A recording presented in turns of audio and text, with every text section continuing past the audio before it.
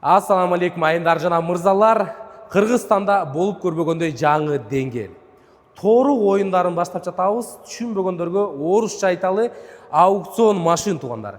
Бисмилла дегенде эле биздин кошуна Кытай өлкөсүнөн чыгарылган 4500 акш долларына GAG Ion S чыгып жатат. Унаанын түсү кызыл болгон, бирок ушундай күмүш түскө боёгон, сыртында чала Кытайдан эми боёгондору, чала боёгондору бар. Уна ток менен жүрөт. Заводтон 460 деп чыккан, бирок такси кызматына кызмат кылгандар айтып жатат 250, 280, 300гө чейин жетет экен туугандар. Ичин көрсөтөлү, ичи кара булгарыдан, таза булгарлары.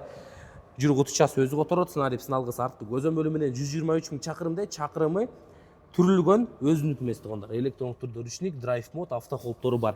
Эми жаңы унанын топтомдору каралган.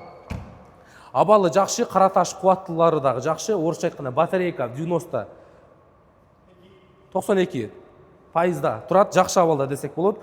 Жана ошондой эле унааны каяктан ойнойбуз десеңиздер, биздин ото деген тиркемебиз бар туугандар. Ушул жактан унаанын орусча айтканда характеристикаларын карасаңыздар болот. Кайери урулган, кайсыл жерде сырдалган, мына скол, вмятина деп турат.